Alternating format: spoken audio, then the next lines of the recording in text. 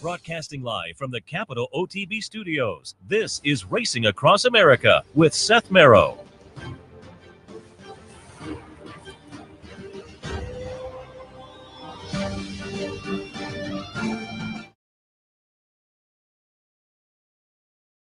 Saturday morning, which will lead into a Saturday evening opening night at Churchill Downs for Derby week. And obviously over the next 7 days, a lot of Derby conversation, and that will include this morning right here on Racing Across America.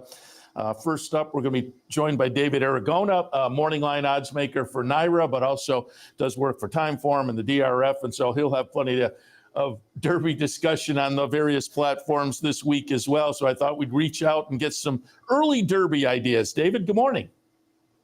Good morning. Happy to join you right on the cusp of Derby week. I know it is definitely exciting. Oh, let me ask you. I don't think I've talked to you in the last few months to get your thoughts. And I will say, up here, excitement level has reached 11, and it did so probably when it was first announced for certain back in December. But what are your thoughts on Belmont at Saratoga?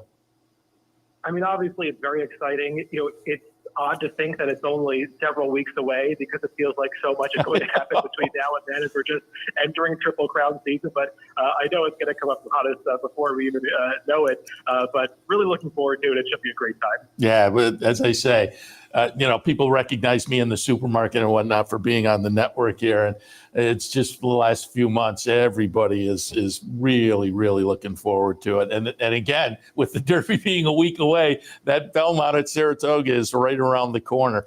Before we get into the Derby discussion specifically, as I mentioned, you do some different things for Timeform and Daily Racing Form. And I know you have maybe some things coming up during the week. Where can people find some of those options as well?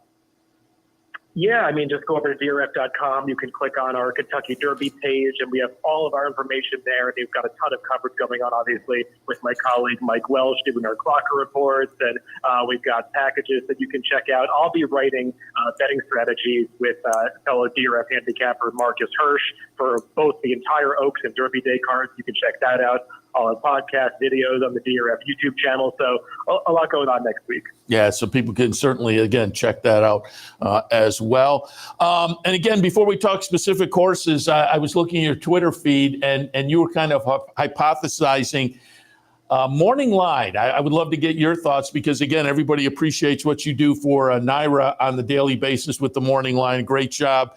And so you have obviously very, very professional insights into this.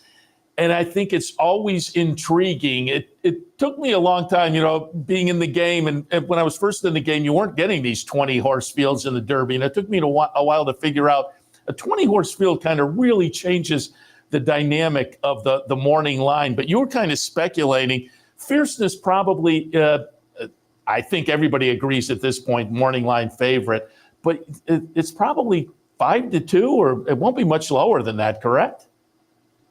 Yeah, I mean, I'll be doing the Daily Racing Form morning line for the Derby that's going to be published in our paper next week. And I've been thinking about this quite a bit. I just feel like based on the way the recent Kentucky Derbies have been bet, there's a limit to how low a favorite can be. I mean, obviously last year we had a more wide open race, but we have the favorite more in the 4-1 to 9-2 range.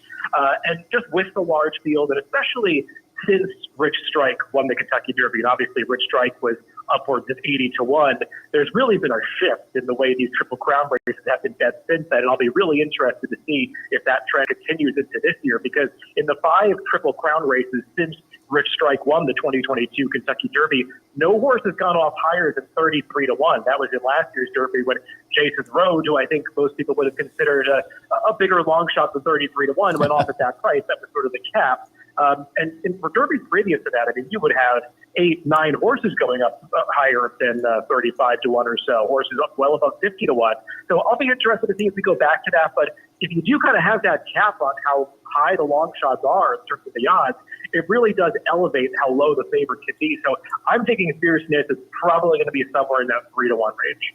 Yeah, so maybe it all works out in the end. You don't get the bomb or the big price if you do like a long shot, but if you like the favorite, you're going to get a little extra money perhaps. And we were talking about that on the handicapping show just earlier. It's been funny the last few years that there does seem to be that ceiling, despite the fact that some of these horses clearly should be higher than that ceiling. But I would think it probably works out that way again this year. All right, let's talk specifically. And I pulled up a replay. Last serious work yesterday for Fierceness, and obviously got some buzz again coming up from a good workout the previous week at Florida. Got his serious workout at Churchill Downs. Fierceness is going to be in the yellow towel here working with Agate Road. And again, it was a nice workout. As I've gone through the last week and a half or so, I'm just wondering if Fierceness isn't going to wind up to be clearly the best horse in the race, and searching around in other directions may be futile, but give us some of your thoughts on Fierceness. Yeah, I mean, I watched the workout. It's good to see that he's doing well. I mean, he's a horse going all the way back to last summer. I think I've watched most of the videos available of his workouts since then. He's always dazzling in this morning training. I mean, he is just has that high cruising speed. He really shows that off in his morning drills. So nothing really surprising in the workout from yesterday. But, I mean, it's just nice to see him driving coming into the race. Obviously, he's a superior workhorse to Agate Road, who he was paired with. So it seems like Todd Pletcher is kind of building his confidence going into the race. And I'm really going to be interested to see where he draws. So we have the post-position draw later today, because I think that's going to be critical to Fierceness's chances. An inside post position for this horse could be detrimental, because I think that's really going to have to force their hand to go forward. Whereas if he draws outside, it probably gives John Velasquez a little bit more options. He can maybe ease into the race, stalk, see what others are doing to the inside. But when you're drawn to the inside in the Derby, you kind of have to go. And I wonder if Fierceness gets an inside post, if that could really accelerate the pace, and that might ultimately work against him. So that's kind of my biggest concern with Fierceness, because we've seen in the past, when he has some trouble at the start, sometimes the good version of Fierceness doesn't show up. What would you consider a negative as far as an inside post? I mean, how many posts out would you kind of think, oh, we're getting in a better spot here? I think what's really going to matter is where Dornock, Just a Touch, maybe even Geo Password, Track Phantom, where they draw relative to Fierceness. If he's inside of 3 or 4 of those horses, then I think it really becomes imperative for them to send him away from the gate, because you don't want horses crossing over in front of him early unless he's able to get out to the clear. I think that's the big concern for him. So I wonder how that's all going to play out.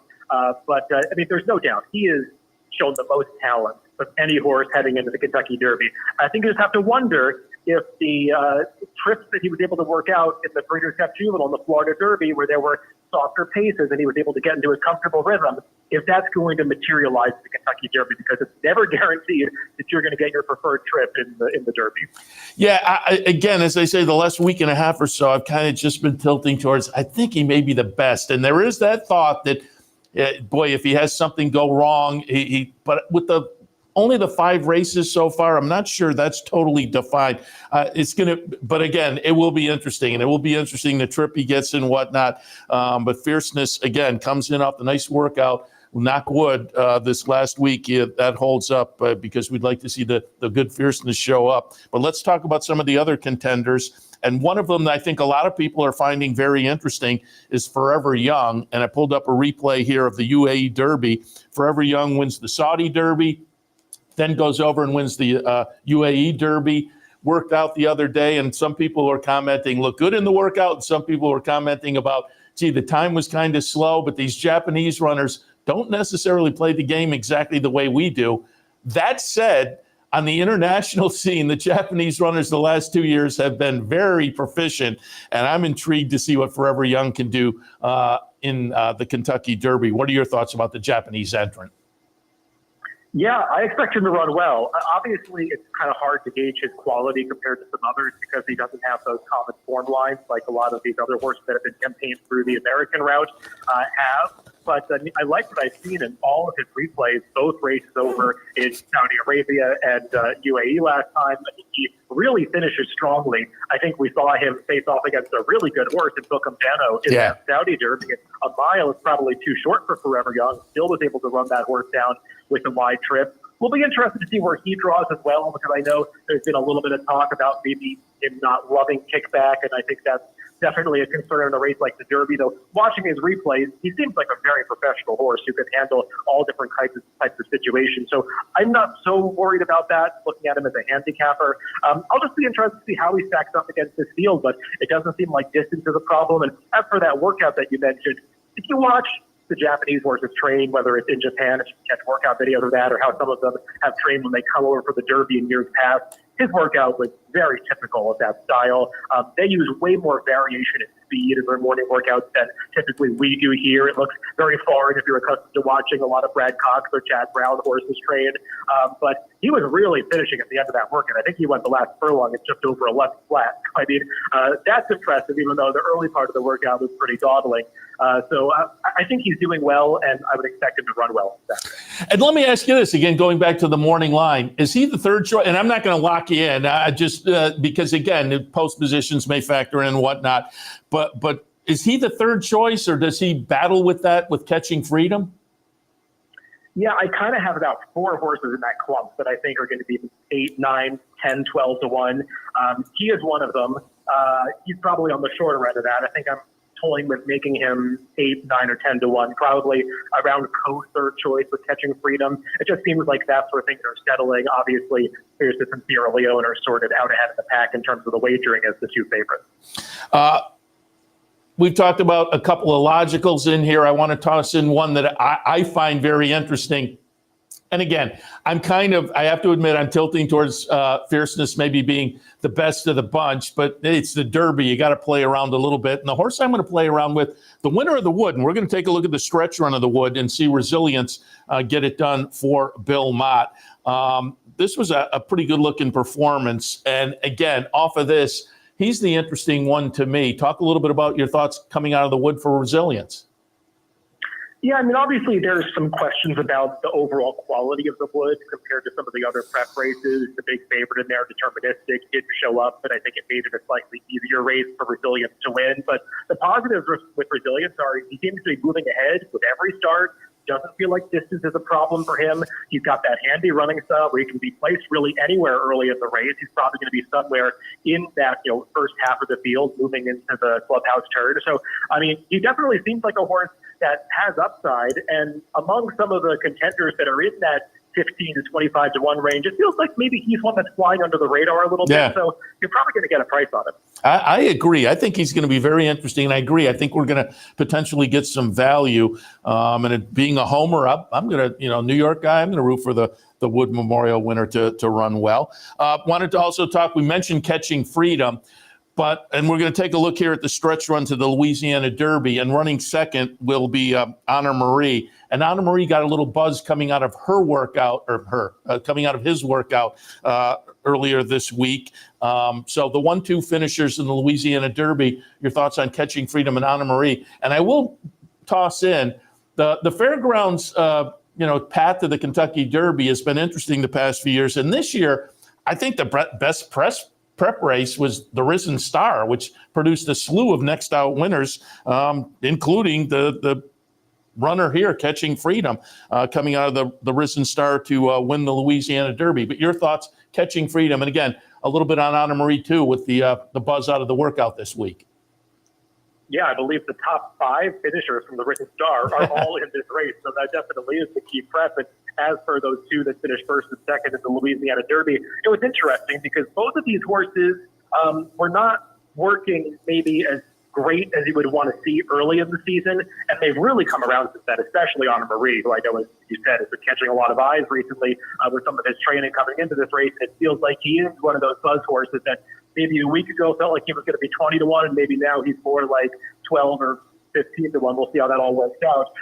But he's one that has plenty of stamina to spread his pedigree. Feels like one that the distance is not going to be a problem for, just needs the trip. And similar for Catching Freedom. Both of these horses come far back. Catching Freedom feels like another one of those horses that has just been improving and learning his lessons through each race and coming in with strong connections. I mean, Flavian Pratt, having him on board in the Kentucky Derby is definitely a positive because he's got a limited number of Derby mounts, but he just seems to finish in the money every single year. And again, going to be interesting to see how it all shakes out odds-wise. As I say, Catching Freedom and Forever Young to me are right in the ballpark. I think Anna Marie, again, with that workout, as you say, may attract a little bit of attention. And I want to talk about a horse we've mentioned already, but a horse that I have to admit I'm scratching my chin about. I do not know what to do with Sierra Leone. We're going to take a look at the bluegrass here. Comes from far back to get it done. And obviously out of that immediately, everybody was like, well, maybe vice for favoritism in the Derby. I think at this point, Fierceness will be the clear favorite and Sierra Leone second.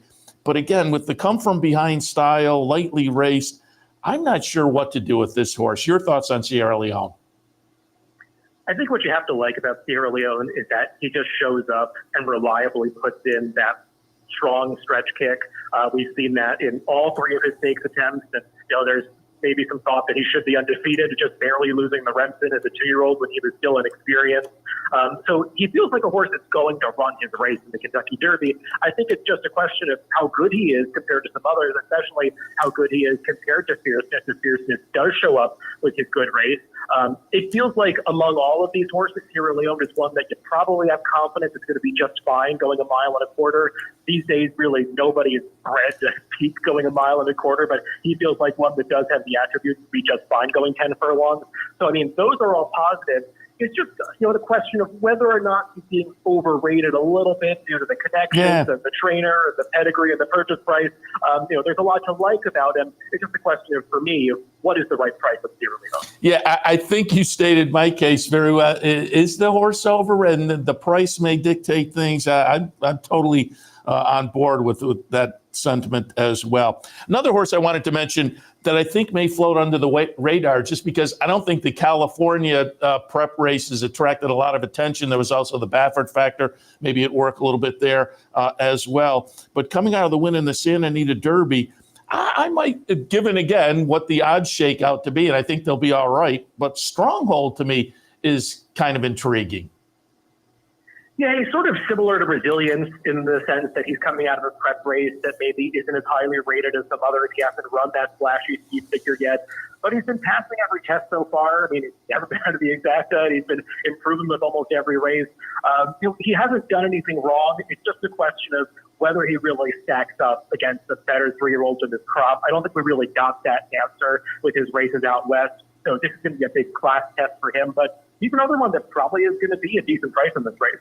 Yeah, totally agree on the price. And again, you kick yourself afterwards if, hey, the Santa Anita Derby winner just paid $60 or whatever in there. That may be a little high, but still, I think you're going to get a good price. Anybody we haven't mentioned that attracts your interest? I mean, haven't touched on Jess Steele coming out of the second place finish in the Arkansas Derby. Encino,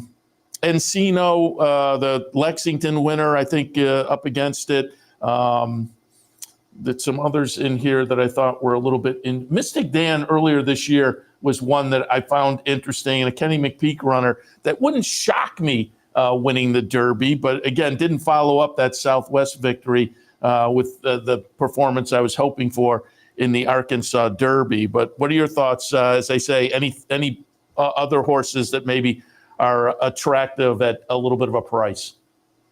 Yeah, sort of all of these horses that we could mention have that one representative race that makes them a player. Yeah. Maybe the other races not quite up to that level. That's the case with Just Steele, who among that group is probably one that I'm most interested in because he ran really well in the Arkansas Derby. I think you could make some valid excuses for his 2 races prior to that in the Southwest. I thought a little bit against a rail bias that day, and then the Rebel, just a ridiculously wide trip around both turns. So he's a horse that maybe has been a little bit underrated. He was going into the Arkansas Derby.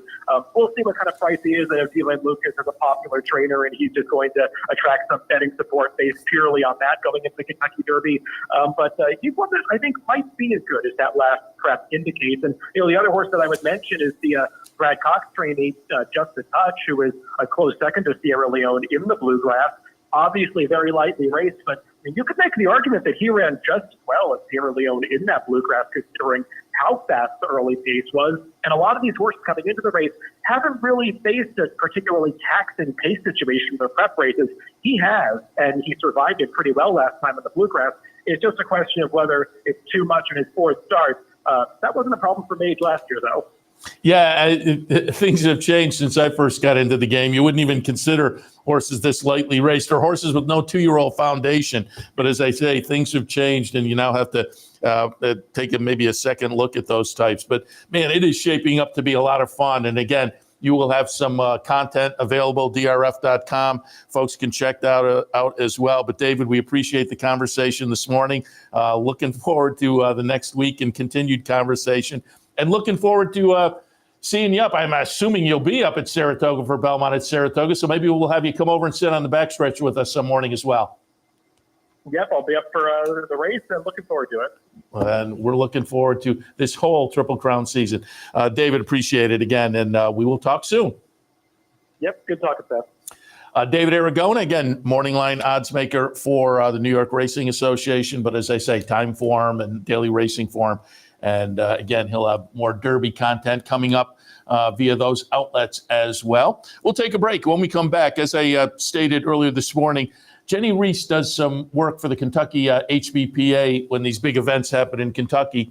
And yesterday she was bouncing around the backstretch and got some interviews after the Fierceness workout with Todd Pletcher, with Mike Repole, also caught up with Saffie Joseph on Catalytic, a horse that I liked in the Florida Derby, and I was happy with the second place finish at a price because I played around a little bit, exact with Fierceness on top. But I was looking maybe for the upset from Catalytic. That didn't happen. But again, the second place, but it was a well-beaten second.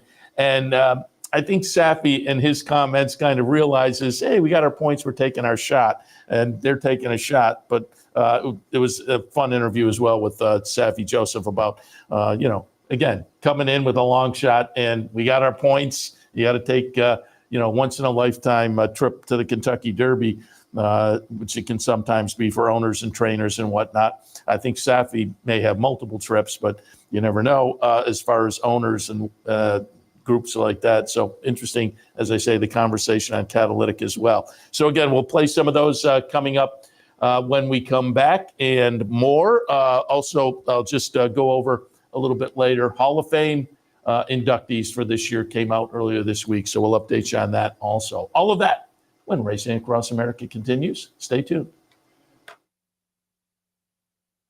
Haven't signed up for a Capital OTB account yet? Now's the time to take advantage of the sign-up bonus.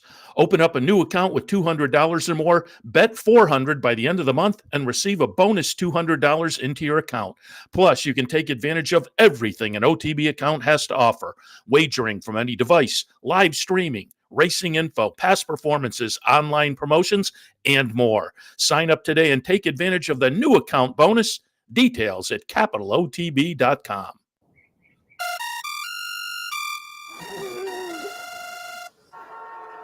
Come on.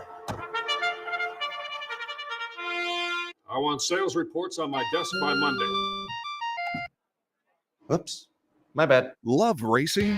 RTN brings you every live simulcast on your home television, plus live video streaming and race replays on your PC and mobile devices. To order, visit rtn.tv.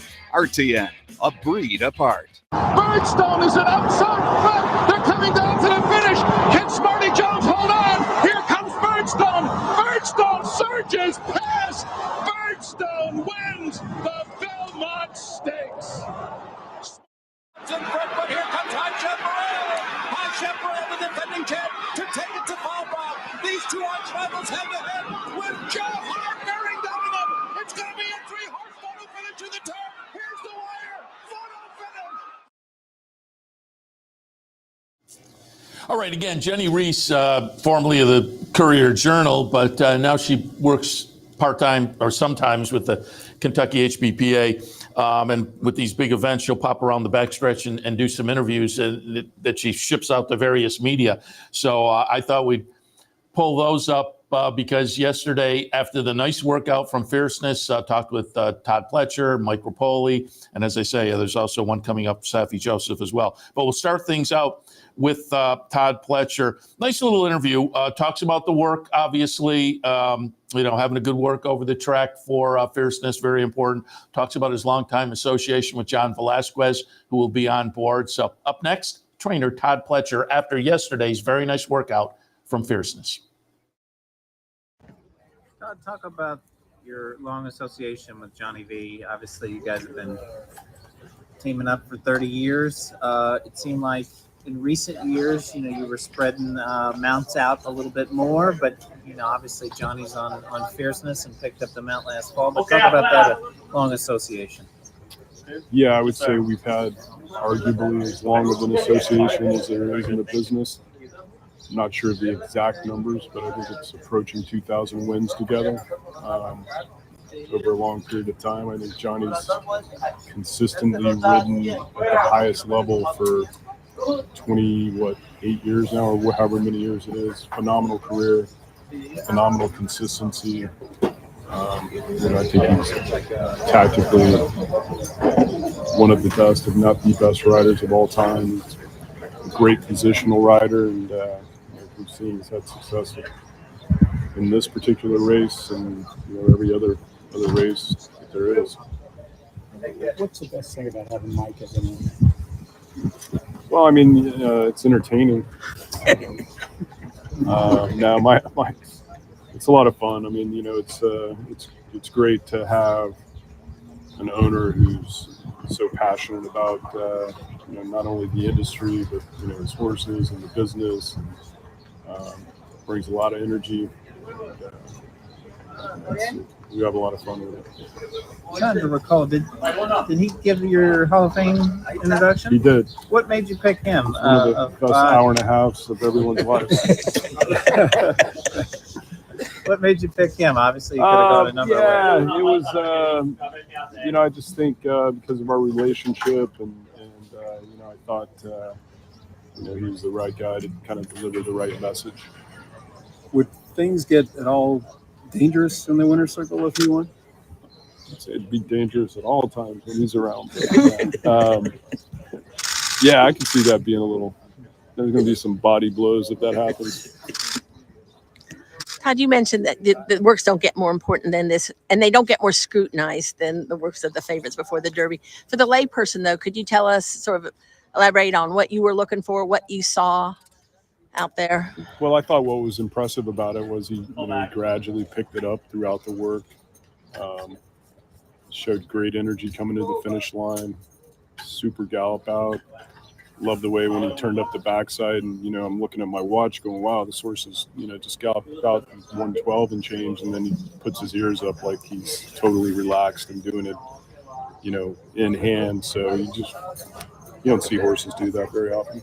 Nothing's in a vacuum, but can you talk about him coming into this race against this field versus past years when you've come to the Derby? I think we've only had one favorite, and it gives me a similar feel to Always Dreaming. Coming in off the Florida Derby win, the horse is training really well, and hopefully, we just can have everything continue to go as smoothly as it has so far. But yeah, it kind of gives me the same feel. Just I think from Johnny being on the horse, and he was on Always Dreaming, coming off a Florida Derby win, and coming into here and having a good work over the track. Mike is first. Let me turn myself down here so we do not get the feedback. There was Todd Pletcher after the workout yesterday. Again, obviously, it was a very good workout, a week out, just what you want to see. And again, it was interesting to hear him talking about the relationship with John Velasquez. Mike Repole, also interviewed by Jenny Reese yesterday after the workout, owner, obviously, of Fierceness. He also talks about, bringing the team together and coming to the Derby with John Velasquez and Todd Pletcher. Talks about, the importance of family and having the family coming back this year after the situation last year with the late scratch of Forte. And so, again, interesting, again, after the the nice workout yesterday. Mike Repole obviously feeling very good, and being Mike Repole, here are a few minutes from the owner of the likely Kentucky Derby favorite, Fierceness. What you guys think? What'd you think? I think the same thing you thought. Listen, the horse is just it's just a different kind. He does everything so easy, so calm, so cool. He's collective. Todd was growing up was a big San Antonio fan, and he's like Tim Duncan, chill, relaxed, collective. The only time he's really good is when he works and he runs. And other than that, you wouldn't pick him out. It's so funny. It's like I've been through this a lot. A horse like this calms you down. Calms me down. I mean, he's just he just gets it, man. He does everything so right. And the work was great. He actually galloped out faster than the work. Todd had him at 48, and he went 1 minute, then he went 112, then he went 125. I told Johnny he worked him 7 furlongs today, and he had his ears pricked the entire time, and he just what do you want me to do? And he's so turnkey. So it's you get excited. Yeah, had an hour's sleep last night, an hour more than most of the week, but he rested well today. It was, it's a big part of him coming out. He's feeling good. He's looking good, and he's happy. Groom and the team are doing a great job with him, and just really good. Mike, better than anybody. It's not so much getting a good post position, but actually getting in the starting gate. Well, the starting gate is the first key. You know that painfully. Well, yeah. So when people ask me what post I want, I say 1 to 20. That's my goal right now. And with a horse like this, though, honestly, it's like 1 to 20 is not bad. He's he'll know what to do. I mean, everything comes down to the break with any horse, really, to be honest with you. But what I like about this race is you got 5/16 of a mile coming down the stretch.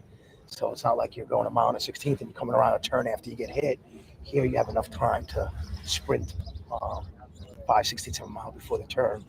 And, he's fast. We all know that. And, if somebody wants to, everyone's going to be going fast, but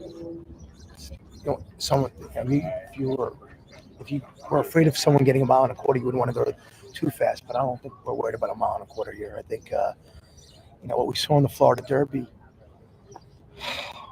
was amazing. It was epic.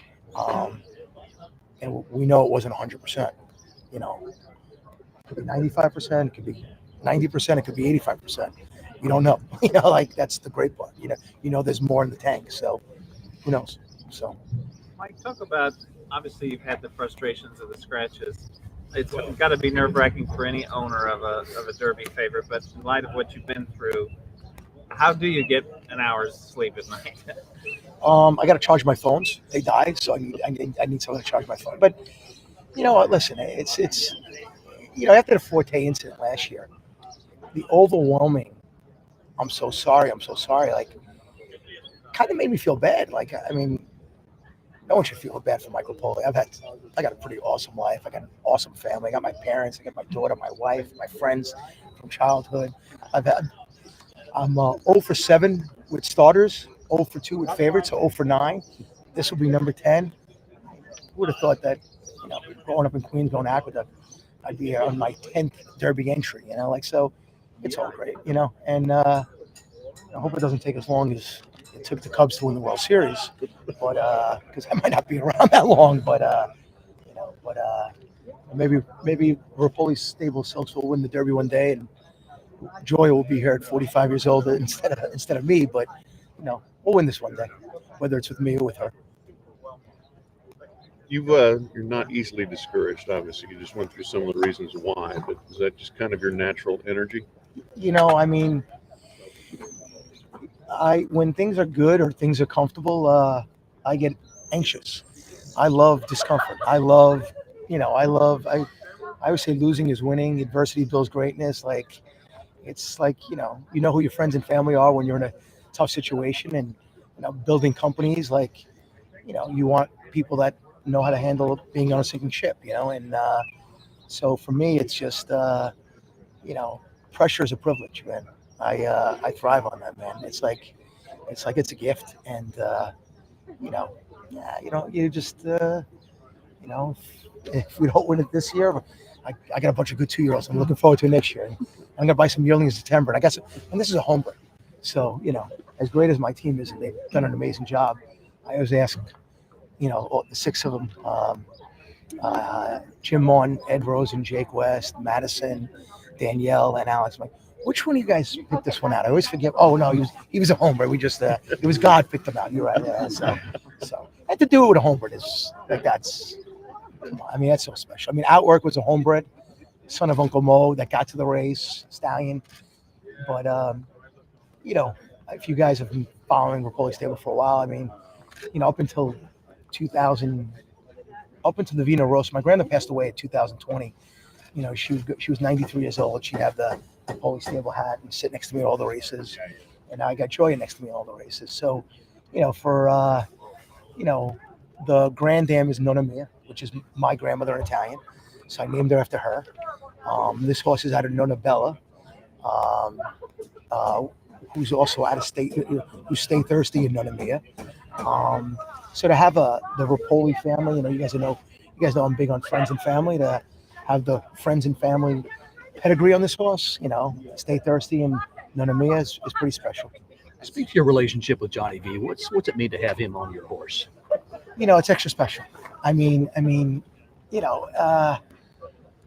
joined Todd and Johnny in 2008 or 2009, and rags to riches and all their successes, and I just watched them from a distance. And when I say distances, I watched them pass by as they were going to the winner's circle, because I was losing to them. And I say, if you can't beat them, join them. And we got Uncle Mo, and this is 2010. I was barely in having good horses, and all of a sudden I win the Champagne, and I'm here in the Breeders' Cup. We won the Breeders' Cup here.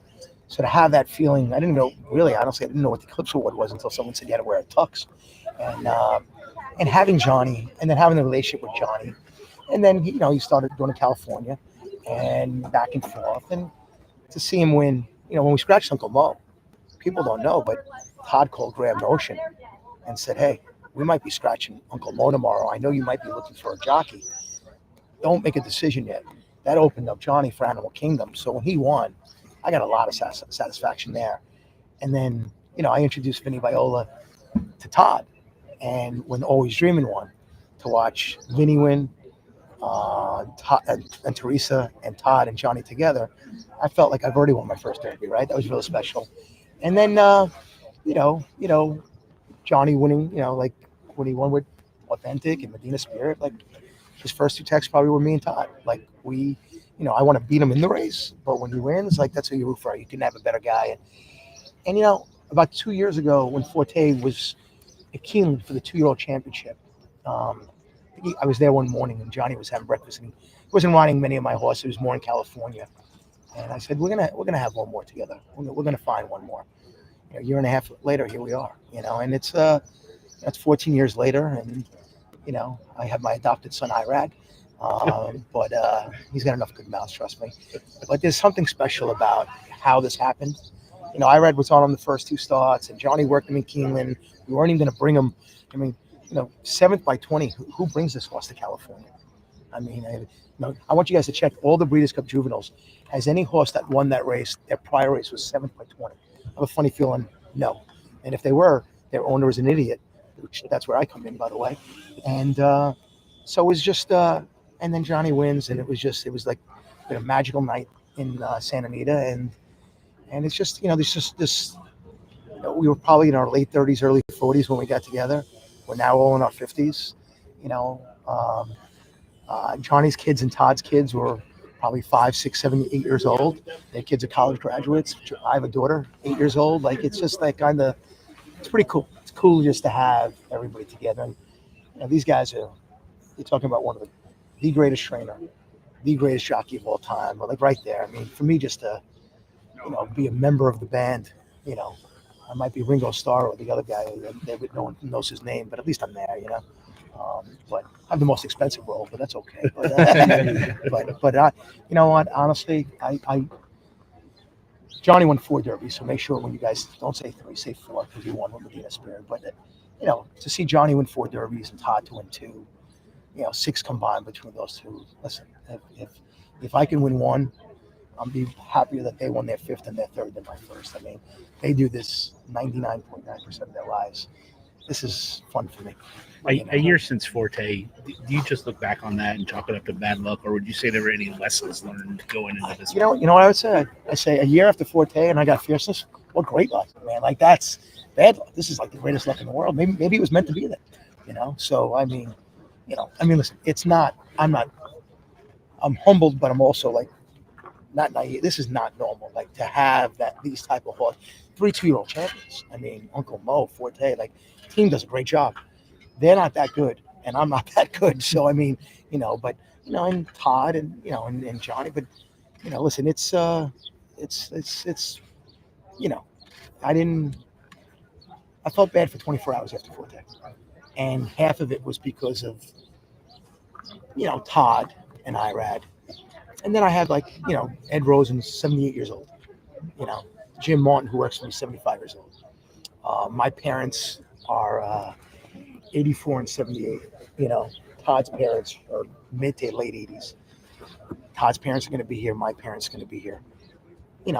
Every day is a gift, man. So, you don't know what next derby is going to bring, and, for us to have both sets of parents in our 50s and have them all out here, winning the derby this year would be a lot better than 20 years from now. For obvious reasons. Are you here to stay and try to enjoy a little week? Or? Yeah, I've got stall 24. He was in 25.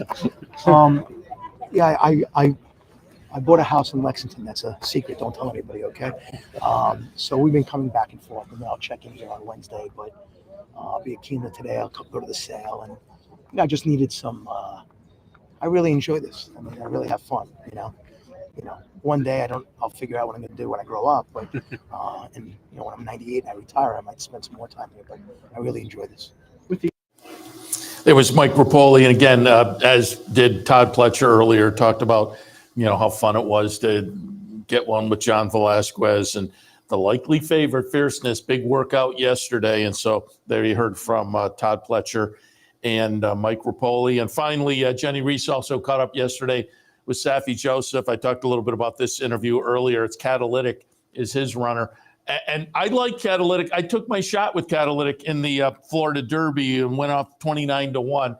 And I was kind of happy with the second place finish. It was a well-beaten second. I was happy because, I took my shot with Catalytic as an upset winner. And so I played around a little bit there, but obviously put him underneath Fierceness and at 29-1 helped the exacta there. So I was happy with the second, but it was a well-beaten second. I am not as enamored going into the Derby, but it was interesting to hear Saffie, who I think is realistic. And it's interesting to hear, the discussion from the team behind the likely favorite and somebody who's getting in. They got the points, they're taking their shot. And I think that is the case with Catalytic and Saffie Joseph. So here's the trainer of one of the likely longer shots, but coming in off a second place finish in the Florida Derby with Catalytic, it's Saffie Joseph.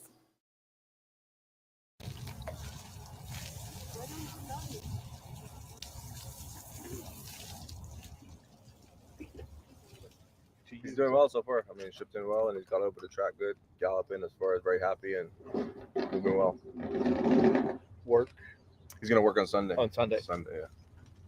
What are you kind of looking at the Florida Derby, and obviously Fierceness was a pretty amazing, kind of from your standpoint with your horse kind of coming into this race? Yeah, I mean, our horse is lightly raced. It was only his 3rd start. Fierceness is in a different league when he shows up to most horses, if not all. And we obviously ran second. We got points to come to the Derby, and he's done well since then. So we give it a shot. We don't know how much he's going to improve. He's supposed to improve. It's only his 3rd start of his career. His first start going 2 turns, and the Derby is showing hey, you got some crazy results sometimes.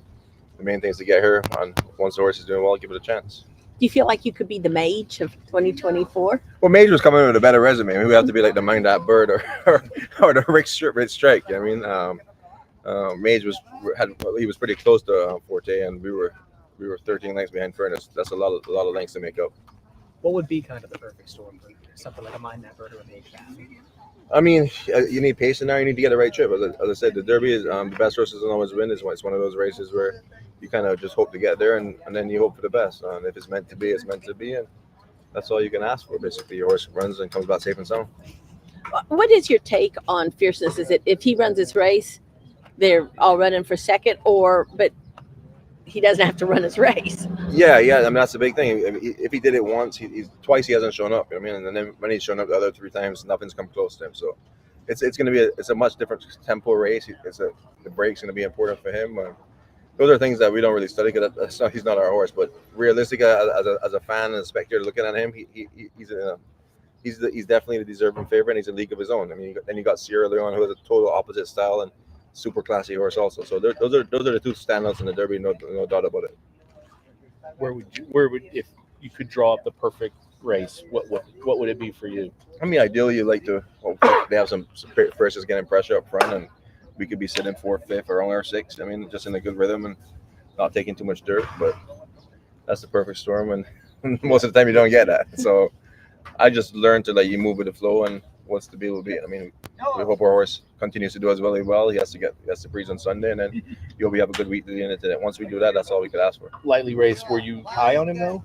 Yeah, I mean, he won his debut very nicely, and then we had a setback. He got sick and he missed some time, and we were kind of behind the clock. So we were trying to get an allowance race at Gulfstream to go. It didn't go for a couple of weeks, and that's how we ended up at Tampa. It was like either run him then or keep waiting, and we ran him 6 furlongs, which was too short. He was restless in the paddock, restless in the gate, missed the break, which he broke really good first time out. And then at top of the stretch, it looked like he was going to run a distant 4th, and he flew home and just got beat. Never going to win, but just got beat. And it was a very eye-catching race, and that gave us confidence to give a chance in the Derby prep. We didn't know if we were going to go to the Wood or the Florida Derby, but the owner said, hey, you know what, it's back in 3 weeks, but let's just stay home. And it was the right decision because he picked up the points we wanted. About as happy a second as you've had? Yeah, very, very, very, very. That's what I'm saying. You don't have to win all the time. You always want to win, correct, but you have to be realistic. So it was a great second. At the top of the stretch, it looked like second was going to happen, but then you didn't know if he was going to weaken his first time going 2 turns. And I thought he stayed on graciously in his own right. I mean, kind of in a separate race. After what happened last year, to be back in this position, does it feel weird to come back? And how long did it take you to get past? I mean, I don't think you ever get past it mentally, like what you have to go through, and it knocks you down.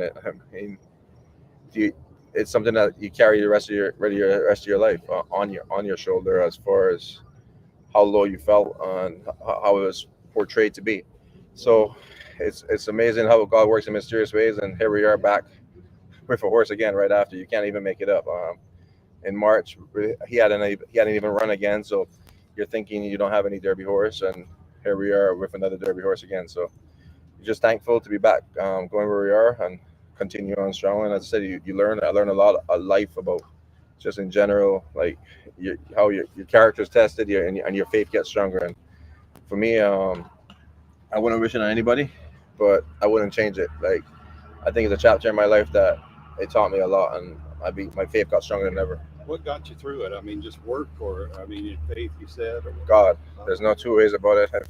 If you don't believe, believe. And that's my faith became stronger than ever. The testimony I went through, and that's the only thing that gets you through that. When you're at the rock bottom like that, there's nothing else that gets you through. I mean, you got your family that support you in that kind of way, but God is what gets you through those moments, and that's all I can tell you. Like, if you don't believe, believe. It seems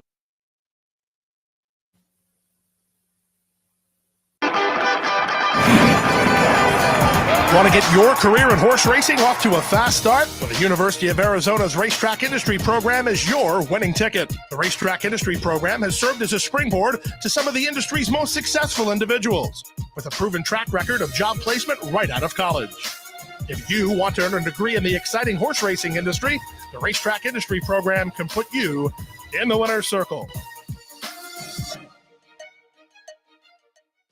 In a recent study of some of the top online wagering sites, Capital OTB won big in total player rewards, far surpassing some of the best-known wagering sites in America. While other rewards programs simply offer you points redeemable for gift cards, Capital OTB's rebates are paid to you in actual cash. Plus, Capital OTB gives you full and immediate access to your money. So if all you're getting now are points and gift cards, join Capital OTB Player Rewards today and get cash back. Visit CapitalOTBBet.com and sign up today. Sometimes it pays to go with the flow, to check your worries at the door, to reconnect with your crew, to follow the thrills and the flavor, to roll with it and see where it takes you, to enjoy every minute to its fullest, and to dance like there's no tomorrow.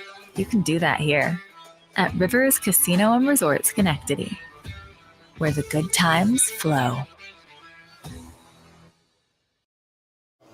Welcome back. Hall of Fame, National Museum of Racing and Hall of Fame in Saratoga announced the inductees for 2024. On the horse side, Justify and Gun Runner. On the human side, Joel Rosario. And then going into some of the other categories, Joe Hirsch, Clement Hirsch, Harry Guggenheim, induction by the Pillars of the Turf Committee. And then the Historic Review, jockey Abe Hawkins, Aristides, and Lecomte also selected. It's interesting, the Historic Review, I don't know whether this is the case always, but this year the museum's Historic Review, this is from an article that I think, Dave Grenig wrote in the Racing Forum. The museum's Historic Review Committee considered only candidates before 1900. Next year, the committee will review the era from 1900 to 1959, and the year after that, it'll be 1960 to 2000 for historic review, going back to folks who have kind of moved out of their eligibility and have moved into the historic area. I'm not sure whether they were parsed out like that in previous years, but it was interesting to read that. But the contemporary side of things, again, Joel Rosario, on the human side is going to be the inductee this year. Again, on the contemporary side of things, won the Eclipse Award in 2021, won the Belmont with Sir Winston, won the Belmont with Tonalist, won the Kentucky Derby with Orb, a number of Breeders' Cup victories, pulled up his stats from Equibase yesterday, kicked things off with 5 starts in 2003. Then I don't see anything for 2004. 2005 had 6 starts and then bumped it up. Really, the career seemed to start in 2006 and has proceeded very nicely to the point where, again, when I printed this up yesterday, Joel Rosario, 19,642 starts, 3,607 victories. So it's been a nice career for Joel Rosario, and he is the human inductee on the contemporary side of things. And I say he is the inductee. There could have been a number of them. It wasn't limited to one, but you had to get, and I'm just looking at 50% plus 1, I think, gets you in. And then I'm just looking in the, here it is. Justify, Gun Runner, and Rosario, all in their first year of eligibility, were chosen in the contemporary category, receiving at least 50% plus 1 vote on the 177 ballots returned by eligible voters, of which I am one. And again, there were a number of trainers and jockeys that were on the ballot this year, and so Joe Rosario, the lone human side of things. There were a number of very nice horses included as well. Kona Gold gets the buzz every year as being left out, but there were other nice horses amongst Blind Luck, Havre de Grace, Rags to Riches. But again, on the horse side of things, it was 2 contemporary side of things, Gun Runner and Justify. Gun Runner, a record of 12 wins in 19 career starts, won the Breeders' Cup in 2017 up here at Saratoga, the Whitney and the Woodward in 2017, won the Pegasus World Cup in 2018. He was an Eclipse Award champion overall horse of the year in 2017, as well as champion older horse, and has gone on to a magnificent, obviously, stud career. Gun Runner goes in to the Hall of Fame, and Justify 6 for 6, albeit with maybe a little bit of an asterisk there. I did not Justify because of that, vote for Justify because of that asterisk. I think that has to be sorted out before I could have pulled the trigger, but he got enough. And it was obviously a very impressive career, 6 for 6, but included a Clips Award for Horse of the Year, champion 3-year-old male. He became a Triple Crown winner as well. So Gun Runner, Justify, Joel Rosario inducted into the Hall of Fame this year. That ceremony will take place as usual early August 2nd. They have had it at the Facing Tipton Pavilion for a while now, which is a great venue. Can seat a large crowd and usually gets a sellout crowd. But it's free, but it usually gets a standing room only crowd. Let me put it that way. And so August 2nd at 10:30 a.m. Will be the induction ceremony this year. Congratulations to the folks that are being inducted. Do want to remind you, we will be back in, at this point, probably an hour and a half or so to kick things off. OTB Live for Saturday afternoon. Well, I'm going to be taking a look at some Aqueduct. I also took a look at Oaklawn this morning on the Handicappers Report. I looked at Churchill. That has a 6 o'clock post time.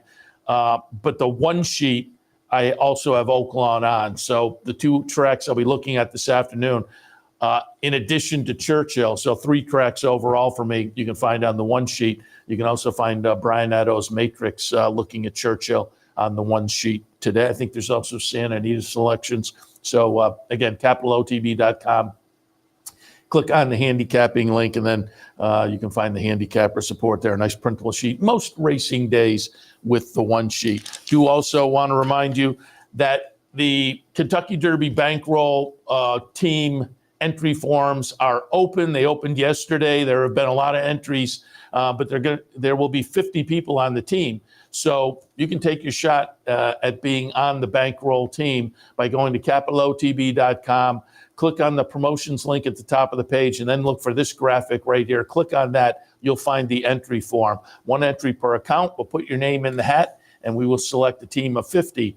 That will be on the team of Kevin Cox's $2,500 bankroll. The Brooklyn Cowboy will be betting the $2,500 on the Kentucky Derby card, hopefully knocking it out of the park so everybody winds up with a nice chunk of change on behalf of Capital OTB. Again, entry form is currently open. I think it closes, if I'm not mistaken, on Wednesday, so you still have some time to fill out your entry form.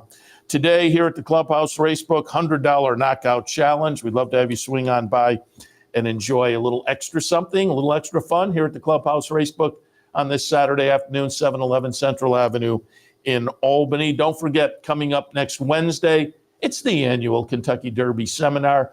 I'll be part of the team, as well as Anthony Mormino and the aforementioned Brooklyn Cowboy, Kevin Cox. We will be here on the network at 7 p.m. next Wednesday, but you can also find us on the Capital OTB YouTube channel and other venues as well. Wednesday, Kentucky Derby Seminar coming up at 7 p.m. That kind of catches you up. Oh, I will catch you up just on some racing notes, however. Woodbine opens today. Our friends up at Woodbine. I think we have a trip scheduled up there this year, Woodbine Mile in September. Looking forward to that. We didn't get a chance to get up last year.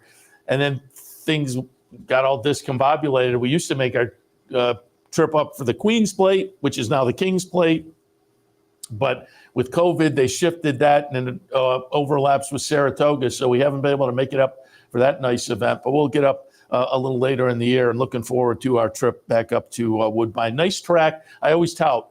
You pop up the thruway to Buffalo, you take a right turn, and it's not too far into Canada, but it's a really easy little day trip, and have some fun up there.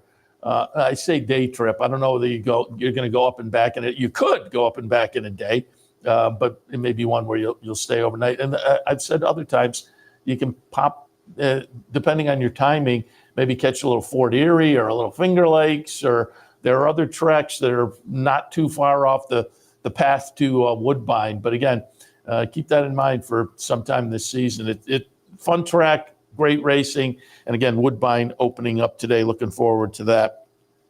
Also, obviously, Churchill opens up their spring meet. That'll have a 6 p.m. kickoff. And the Derby and Oaks post position draws will be tonight during the Churchill card. It'll be between races 3 and 4. It'll be our time about 7 to 8 p.m.